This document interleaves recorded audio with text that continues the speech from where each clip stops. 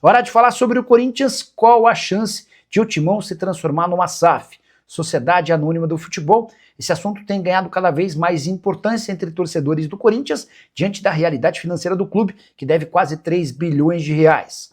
A falta de capacidade esportiva do Corinthians também faz com que muita gente defenda essa ideia. Romeu Tuma Júnior, presidente do Conselho Deliberativo, trabalhou nos bastidores para tentar a aprovação e uma mudança no estatuto do clube. E nessa segunda-feira, o Conselho Deliberativo se reuniu para votar as reformas do estatuto que incluíam a criação de um projeto para que o Corinthians se transformasse em SAF. Mas, como eu venho contando para vocês há bastante tempo, não há nenhum interesse dos dirigentes e membros do Conselho Deliberativo em transformar o Corinthians numa sociedade anônima do futebol. Você duvida? Então saiba que a reunião dessa segunda-feira foi adiada. Ela aconteceu, mas a votação para a reforma do estatuto ficou para fevereiro do ano que vem, se é que ela vai acontecer nessa data. Já havia até uma reunião prevista, uma assembleia entre os sócios que aconteceria no mês de dezembro para ratificar as mudanças do estatuto, permitindo que o Corinthians, por exemplo, tivesse voto direto de integrantes do fiel torcedor e para que o Corinthians, a curto ou médio prazo, se transformasse numa sociedade anônima do futebol. Com esse adiamento da votação para fevereiro do ano que vem, a Assembleia Geral de Sócios também ficou para março, mas posso assegurar que os conselheiros do Corinthians vão trabalhar para que em fevereiro essa votação seja reprovada. Ninguém dentro do Corinthians quer que o clube se transforme em SAF. Quando eu falo ninguém, ninguém da atual diretoria, nem os conselheiros que fazem parte do grupo da situação. O motivo, se o Corinthians se transformar numa SAF, todos esses dirigentes perdem seu status e o poder e passam a ser apenas figuras ilustrativas dentro do clube. Só para registrar ainda, próxima eleição para presidente do Corinthians acontece em dezembro de 2026. Você sabia que Memphis Depay já perdeu quase 2 meses e meio da temporada de 2025 com a camisa do Corinthians apenas por causa de lesões? O atacante holandês foi baixa mais uma vez na derrota por 3-0 para o Cruzeiro nesse domingo. 6ª lesão diferente do atleta, que desfalcou o Timão em 73 dias da temporada. E olha que eu estou me referindo apenas a contusões, excluindo as viagens para defender a seleção holandesa em datas FIFA. O Memphis já teve um entorse no joelho, uma lesão na coxa direita, o entorse no joelho é a lesão de agora, ele sofreu no jogo contra o São Paulo. A lesão na coxa direita, 21 dias de ausência. Lesão na coxa direita, mais uma, outros 25 dias. Entorse no tornozelo direito, 14 dias. Trauma no pé direito, 7 dias, além de um trauma no tornozelo direito, 6 dias. Importante registrar que o Memphis Depay tem o maior custo do futebol brasileiro, ele ganha mais do que o Neymar. O Corinthians desembolsa com o holandês cerca de 6 milhões de reais por mês. Se a gente somar os 2 meses e meio de ausência por conta das lesões, mais no mínimo 1 mês de ausência por conta de datas FIFA, me dá para constatar que dos 11 meses do ano, o Corinthians não teve seu principal jogador por 3 meses e meio. Só para piorar, sem Memphis Depay, o Corinthians tem amargado jogos bem ruins, como por exemplo a derrota por 3-0 contra o Cruzeiro, e só não foram 4-0 por conta de uma anulação de um gol do Sinisterra de forma meio absurda. Já para completar em relação ao Memphis, 46 jogos, 10 gols e 10 assistências, números do atacante holandês que tem contrato até junho do ano que vem e já disse que não vai embora antes do fim do vínculo. Bora falar agora sobre Tite. A grande bomba do sábado foi divulgada pelo próprio treinador. O Tite revelou por meio das redes sociais que estará de volta ao futebol em 2026. Tite, você lembra, chegou a se acertar para trabalhar com o Corinthians, mas na madrugada em que embarcaria de Porto Alegre para São Paulo para se apresentar ao Timão, ele acabou passando mal. Há quem conte que ele sentiu muita ansiedade, uma crise de ansiedade muito forte e optou por abrir mão do acordo que tinha com o Corinthians. Declaração nas redes sociais do Tite, abre aspas, cuidei de mim, fiquei com a minha família e estou pronto para retornar às atividades como técnico. Muito obrigado a todos que torceram pela minha recuperação, respeitaram meu tempo e me mandaram mensagens, orações e bons pensamentos. O Tite deve voltar a trabalhar em 2026 no futebol brasileiro.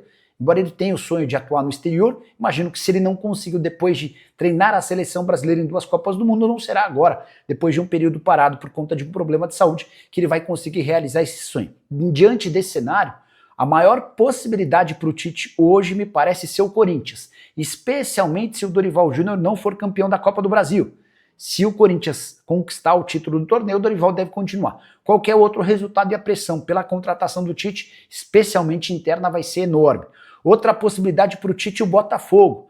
David Ancelotti está com os dias contados. E durante o ano, o Botafogo foi um dos clubes que fizeram contato com o Tite. O Tite conversou com o Corinthians, com o Atlético Mineiro, com o Fluminense e com o Botafogo. O Flu contratou recentemente o Zubeldia, que faz bom trabalho, especialmente nos jogos dentro de casa. O Atlético tem o Sampaoli disputando o final de Sul-Americana, inimaginável que o argentino saia. O Corinthians tem essa questão com o Dorival Júnior e o Botafogo vive uma realidade paralela com o David Ancelotti. É real a chance de o Ancelotti cair ao fim do Campeonato Brasileiro. Só para registrar que se na semana passada, na eleição para o presidente do Grêmio, o Paulo Calef tivesse vencido a eleição, é natural que o Tite já tivesse uma proposta para treinar o Grêmio em 2026. Como a vitória foi de Odorico Roman, a tendência é que Mano Menezes permaneça no tricolor gaúcho. E você gostaria do Tite no seu time do coração? Já usa o espaço para comentário, para opinar. Só não esquece de deixar like, de se inscrever no canal. Alvo de São Paulo e Corinthians na última janela de transferências, Pedro Rocha está de saída do Remo. O artilheiro da segunda divisão decidiu não renovar seu contrato com a equipe que acaba de garantir promoção para a Série A. E dá para dizer que o Pedro Rocha está super valorizado. Artilheiro com 15 gols, 2 a mais do que Kleber do Avaí e Carlão da Ferroviária, o Pedro Rocha ainda deu 8 assistências, tornando-se assim o segundo maior garçom. Se você somar os 15 gols e as 8 assistências, essas 23 participações fizeram dele o principal destaque da segunda divisão na temporada de 2025. Também por isso Pedro Rocha tem sido bastante assediado. Times da Malásia, Indonésia, Tailândia e Israel já procuraram para fazer oferta, mas para todos a resposta foi a mesma. Pedro Rocha decidiu que quer jogar em uma equipe grande da Série A. Atleta que já viveu bons momentos, como por exemplo com a camisa do Grêmio, mas que vinha de uma temporada praticamente inteira de lesão, até a recuperação e o grande ano com a camisa do Remo.